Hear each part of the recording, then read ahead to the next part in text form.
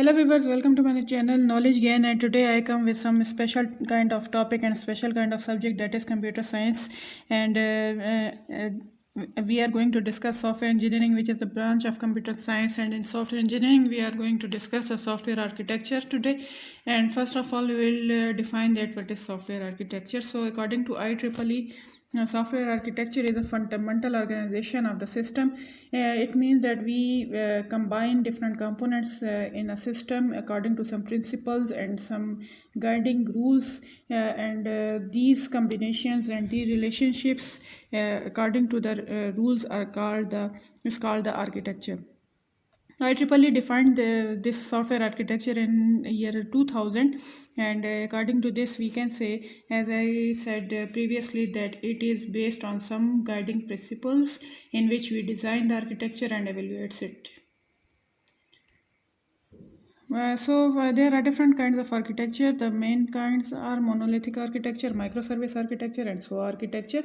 First of all, we will discuss monolithic architecture. What is it? Monolithic architecture is a you can say that initial type of architecture in which all the components are in a single building block and are work in one piece of a platform. That is, there is a single platform, there is a single building block in which all the components are working.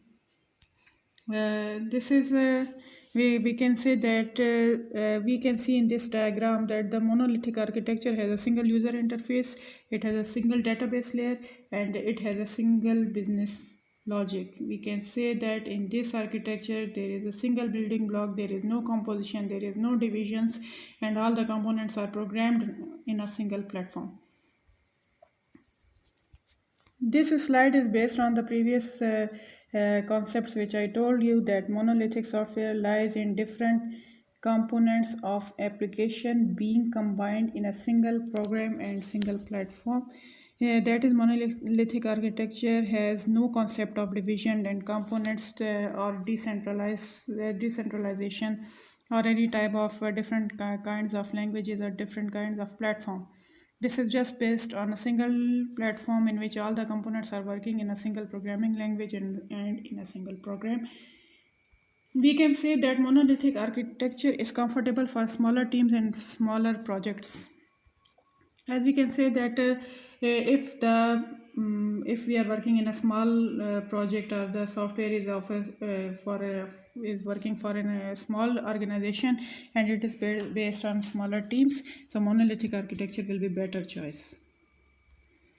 The monolithic describes a single tier software application and it has a single platform.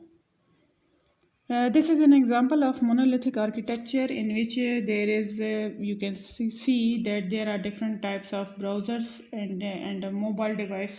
This example is telling us that if we are working through a mobile device, or we are working through computer, and we are working with any kind of software, that is either you are working in Explorer or Chrome or Opera, but uh, either you are doing any kind of operation in for example, you are working in e-commerce application and you are shopping any kind of products, you are doing different kinds of step, you are purchasing, you are putting in the products in the cart, you are ordering, you are doing payment, all the work is done, but all the work is saved and all the information is saved in a single database. This means that monolithic architecture has a single database, single user interface, and there are no type of divisions in it. Every architecture has pros and cons, and the pros of monolithic architecture is that it is simple to develop, as it has no complexity because of single building block, no divisions, and no division of components, no division of platforms. There is a single programming language, so it is simple to develop. It is simple to test, and it is you can say that it is simple. In easy language, you can say that it is a simple and initial kind of architecture. Cons of monolithic architecture: the main disadvantage or drawback, you can say that maintenance is the main drawback of the monolithic architecture. That is, all the components are in a single building block, so the maintenance is the main problem in it, and it is challenging for the team. as all the components are working in a single building block, in a single language, in a single program, so and in a single platform, so its maintenance is somewhat complex. So next, it is its reliability is also an issue. As the maintenance is an issue, so reliability is also an issue. Any bug or any error in any module can affect the whole of the program and whole of the project. Monolithic software architecture can be beneficial if your team is at founding stage. You are building an unproven product and you have no experience with microservice architecture. This means that this architecture is used in a you can say that initial stage, or it is used in a project which have no kind of commercial use, and the team has no experience in microservice also architecture, so monolithic is the best choice. Now we will discuss microservice architecture. That what is microservice architecture? Monolithic has we can discuss its pros and cons and its main composition. Now we'll discuss microservice architecture. It is based on fine-grained components. All the components are finely grained. That is divided in many minute particles. The components are divided in many the components. Monolithic architecture is the architecture in which the project is divided into smaller components, and all the components are loosely coupled with each other and are independent to each other. That is the components are divided in smaller parts and minute particles, and all are working independently. All are developed independently. Different components are developed in different timings, and different teams can develop different types of components of a single project. The previous example we discussed for monolithic architecture. Now we are going to discuss for microservice architecture, and we can see that there are different types of databases and different types of APIs that are working in microservice architecture. Every action is doing its work in a different platform, and the operations are saved in different types of databases. That is, every operation has its own database in which the operations are saved. In microservice architecture, the sharing a single database as in monolithic application is not possible. You have to develop different types of databases for every type of operation and every type of components. Microservices are important simply because they add unique value in a way of simplification of complexity in a system. It covers the cons of monolithic architecture, as we discussed in previous slides, that what are the cons, like maintenance and reliability are the main drawbacks of the monolithic architecture, which are covered in this microservice architecture. These are and we can say that this type of architecture is followed by different big companies like Netflix, Amazon, Twitter, PayPal, eBay, etc. are following the microservice architecture. This is an example which we discussed, that the example of online shopping. Every operation is saved in different types of databases.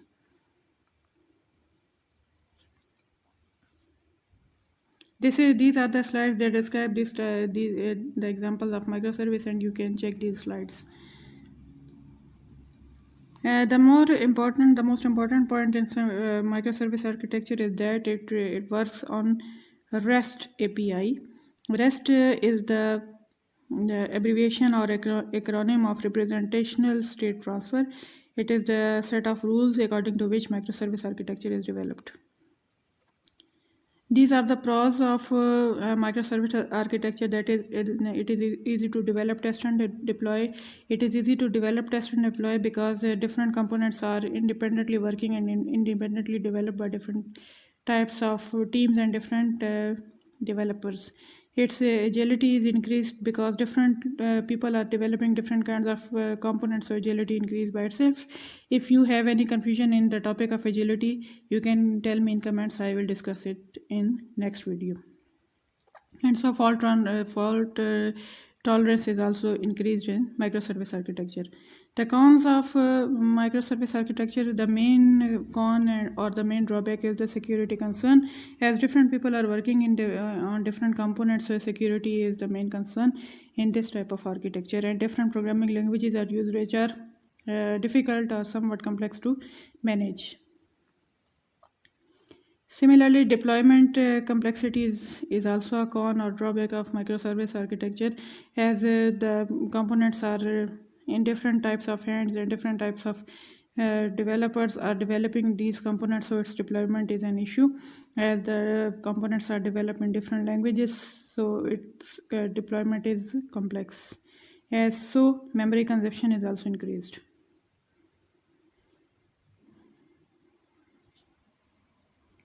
Now we will discuss service-oriented architecture, in which the components are not so much minutely divided as in microservice architecture, but are divided in different types of, you can say that, different types of parts. Service-oriented architecture is that type of architecture in which you can say that the components are not much independent to each other, and they can perform required function according to their need and development, and these are loosely coupled components. It is you can say that it is a collection of services that communicate with each other in this type of architecture. The main coordination across all teams based on this type of you can say that based on this type of services. So there are four basic types of SOA architecture. Services types are the four basic services types are functional services, enterprise, application, and infrastructure services. And there is a common enterprise bus that deals with all kinds of components. The main thing is that the business service is a core scale service that define the core business operation, that what operations are going to be done in the project, and enterprise is the implementation of functionality that are defined by the business service. And application service is also fine-grained service that are conformed to a specific application context. That is, application service is working with the application of the project, and infrastructure service implements non-functional tasks that are if you have any confusion in functional and non-functional, you can also tell me in comment box. I will discuss it in detail in next video. There are different pros and cons like other architectures of SOA architecture, but the main advantages and pros are discussed in this video.